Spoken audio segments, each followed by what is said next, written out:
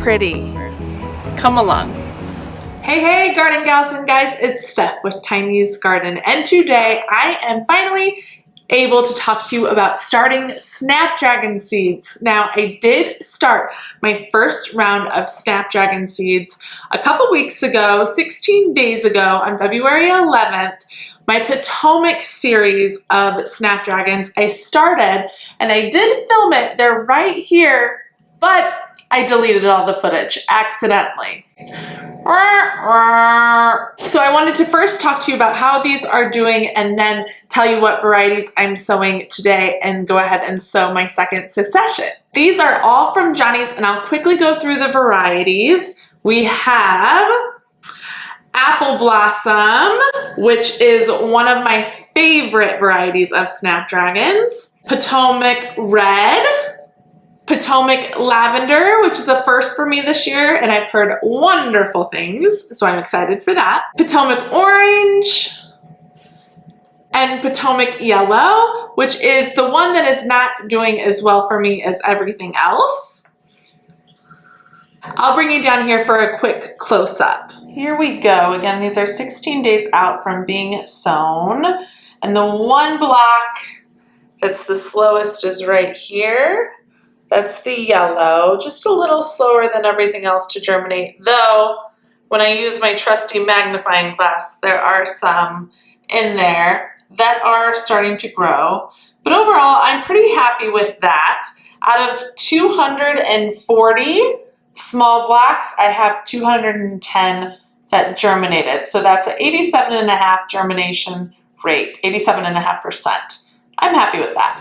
These have been living under the grow light, and I did have a humidity dome over them. I actually had plastic wrap first, and then I took that off after a few days because I've been noticing that my algae builds up a little more with the plastic wrap. So I do prefer a humidity dome that works on these as well. And as far as the tray that I'm using, honestly, it's just a tray I got from Goodwill that has a very little lip, and so far it's my favorite tray I've used for soil blocking. The other ones I have work well too, but this lip is just enough that it holds the water in, but not too big that it's hard to pour the water out. So far so good here. I'm gonna put these back under the grow light where there's a fan going. You might be able to hear it. There's a fan going on these and the Lysianthus to help promote airflow and to try and prevent algae growth and any type of fungus. So let me go set these down. I'll turn the fan off and we'll get to sowing our next round. Okay, now time to sow some new varieties. I have grown some of these and some of these are completely new, which I'm excited about. I already did my soil blocking earlier, and when I do my soil blocking, I use the Fort V potting mix from Vermont Compost Company.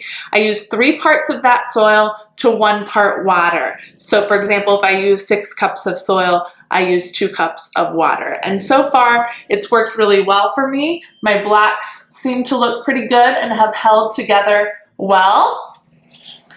So I'm happy about that. I've also gone in and labeled each block so I know what I'm planting and where. I use painter's tape for that because it works a little better than masking tape, and also a garden marker so that it doesn't come off, works better than a Sharpie. When I'm writing the labels down, I do like to put the type of variety, also where I got it from, so Johnny's or Floret or wherever, and the date that I'm sowing on at least one of them, so I know when they've been sown, and if one's not performing well, where that one came from. Let's discuss the varieties we're starting today. For the first time, I did get some seeds from the Gardener's Workshop. The first one we have is Opus Apple Blossom. New one for me this year, gorgeous coloring. I have some leftover Potomac Lavender, some more of that. Madame Butterfly Red, one of my favorites that I didn't get my hands on last year, but I grew the year before, and I absolutely loved it. The roughly deep red color, oh, one of my faves. Madame Butterfly Bronze with white. Another Madame that's obviously more wavy, that's the difference. The Madame has almost like a slight curl in it. And my favorite from last year, Costa Apricot, most gorgeous hue of yellow with a slight pink in there as well. Just really, really stunning. I wasn't sure how this was gonna look when I planted it last year, and it blew me away. And the last one is from Floret, which is a new one for me this year. It is the Sherbet Toned Chantilly Mix. And Chantilly is a little less ruffly than Madame, but definitely different than your regular Potomac variety. Let's go ahead and get these sown. I've got my varieties in order, so I'm just going to go around according to my labels. And some facts about these: they like to germinate between 70 and 75 degrees, about 7 to 14 days to germinate.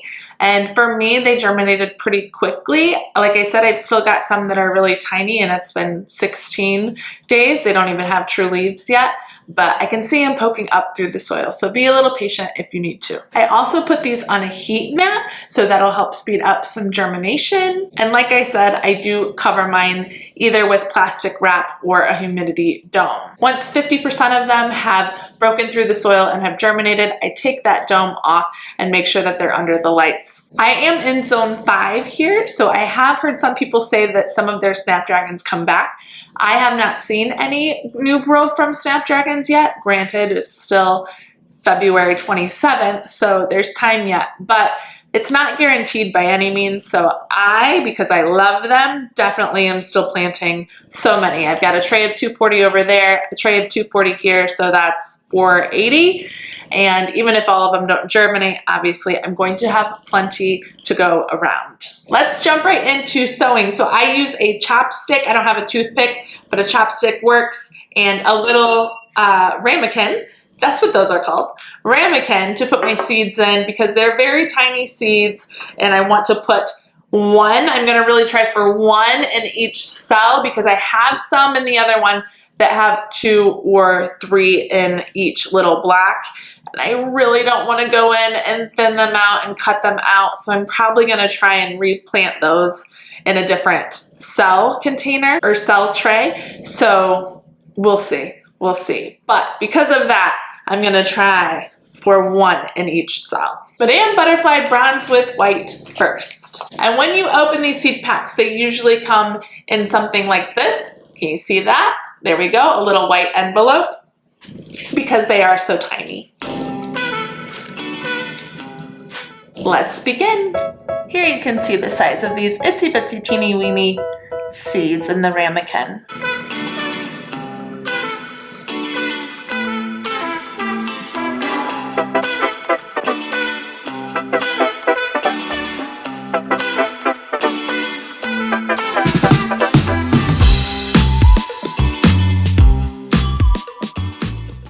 Really pretty tricky to only get one in each cell, because it's difficult for me to see all of them, but I'm doing my best to get one in each cell. And make sure you start in the right section if you've labeled them ahead of time, because I actually started in the wrong section and realized about 4 blocks in that I need to be in a different section. So just a heads up. Madame Butterfly Red is next. Hopefully you can see that little dot right there on the chopstick right on the end. That is the seed.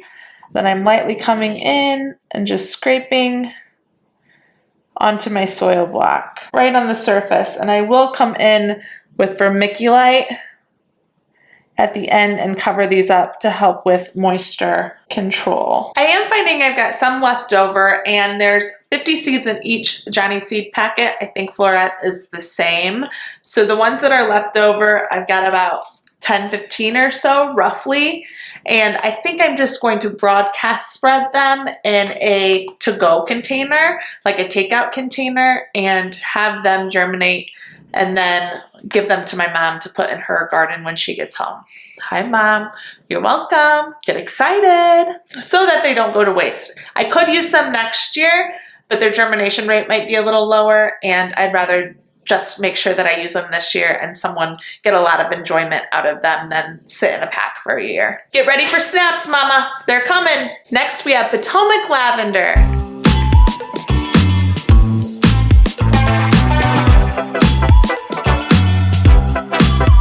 I'm out of those because I used some of them in my other one. Let me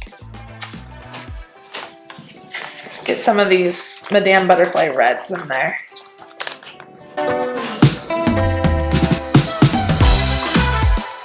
Then we have Opus Apple Blossom. I do think this is a little different than Potomac Apple Blossom, which is in the other tray. If you've grown both, drop me a note and let me know the difference. I'm sure when I see the pictures, I might see a difference, but my mind is telling me there is a difference here. Interesting. These are pelleted from the Gardener's Workshop.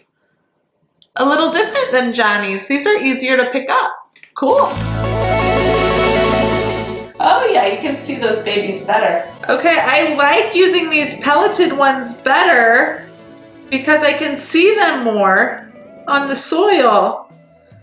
So it's easier to put one per cell. Okay, Gardener's Workshop. I see you, Lisa Mason Ziegler. Can see the yellow on the end of my chopstick. And then it's nice and visible in the soil. I love it. So much easier to see when you've got two in one cell.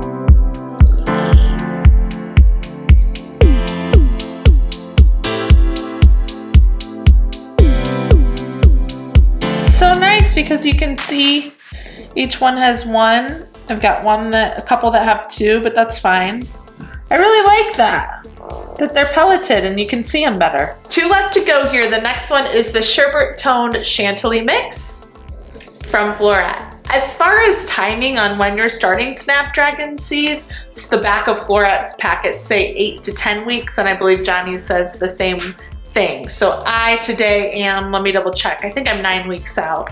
Yep, 9 weeks out from my last frost date today. So anywhere between 8 weeks out to 10 weeks out is great for starting them. Like I said, I started my first round a couple weeks ago, so technically even a week earlier than I should have, but that's okay, I'm okay with it. Usually you do want to really stick to those guidelines though, because you don't want your seedlings to be too big and trapped in their trays or soil blocks when they can't get out into the ground. But I'm gonna push these guys this year to getting out pretty early, so stay tuned. After these guys have 3 to 5 true leaves, I am going to try and push them out into the greenhouse where they'll grow on between 60-degree days, right around 60 degrees, and 50 to 55-degree nights. I'm hoping by the time that comes around, my greenhouse will consistently be more in those temperatures. But you can find really useful information like that on the back of Johnny Seeds packets. I'll show you where I found that. You can see there's a section that says growing on,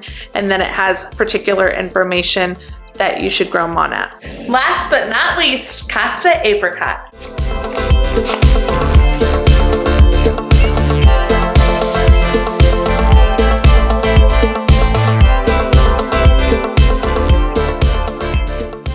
Now we'll put some vermiculite on, and I'm just gonna sprinkle it over the top.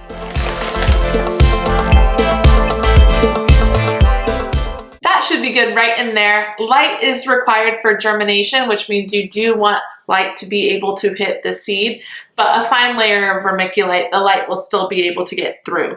If it needed to be covered, then I would do a heavier layer, but since light is required for germination, we want a light layer of vermiculite. Now I can go ahead and put them on a heat mat, and I will cover up with either a humidity dome, or I'll probably start with plastic wrap just to try again. Start with plastic wrap, and if I feel like I need to remove it in a few days and put this on instead, I can do that. Okay, plastic wrap is on, and they are sharing a heat mat with my sweet peas that haven't completely germinated yet. And like I said, if I feel like it's getting too humid in here, I'll take the plastic wrap off and put a humidity dome on them. What I'll do when these guys get about 3 to 4 sets of true leaves is I'll come in and pinch them. And pinching will just encourage branching so that I have more than one stick straight branch to bloom. I'll link a video that I made about pinching Snapdragons, I think 2 years ago now. I'll put that below, so if you're curious what that looks like, you can take a look at that. We're done with these. I do want to quickly show you how to broadcast sow them, just in case you're looking for a super easy way to get seeds into the dirt and then you can pot them up later. So what I have here is just a to-go takeout container filled with moist potting soil. Now, I used the wrong soil. I suggest using a seed starting mix, not an actual potting soil. That was my brain fart. Out in the greenhouse, I just reached into a bag and it was potting soil. I should have used my Pro Mix, which is more of a seed starting medium, but it is what it is, and I guess it'll be an experiment. We'll see if they grow or if the soil's too heavy. But use seed starting mix in your to-go container. But all I'm gonna do is simply take the seeds that I still have, and I've already labeled it. Again, these are for my mom. I'm just gonna give them to her and she can pot them up because I don't enjoy potting things up very much, but she'll enjoy it. So I take my seeds and I just sprinkle into the soil like that.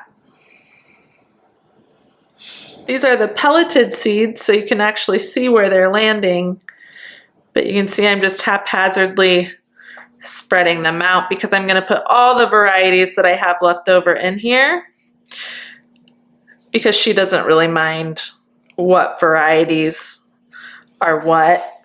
After they grow, I'll be able to tell her. But I know it's at least 4 varieties that are in here. And then once they're in here, I'm just going to spritz them with some water to make sure they're down into the soil. I don't do that with soil blocks, but for something like this, I would. And then we'll put the top on it that comes with it, gently there, and go put this on a heat mat. And then I'll water them with this by overhead watering, and they should germinate as well. Fingers crossed because of the potting soil. But if there was seed starting soil in there, for sure they'll germinate. Then once they come up and she is home, I can go and give them to her and she can put them into her garden or into little cell trays I can give her and she'll be good to go. I don't do it this way because I don't like to pot up, like I said, so I try and start things and leave them in there as long as they can unless they really need to be potted up. Then I'll pot something up, but less steps is better for me. So that is it for sowing Snapdragons with me here. I'm done sowing them for the year. I'm not doing another succession. Sometimes people will do more, but for me and my hobby garden, I'm good right there. Please comment below and let me know what your favorite Snapdragon is to grow this year. Let me know the varieties you're growing down in the comments below and any other tips and tricks you have for starting Snapdragons. We would love to hear. Also, please subscribe to my channel if you haven't yet. I'm so close to 2,000 subscribers. Thank you to everyone who is following me along this journey here. I would love to reach 2,000. So if you haven't yet, please hit the subscribe button and also the like button if you enjoyed this video or found it helpful. That's it for today. We'll see you in the next one. Happy planting, everybody. Bye.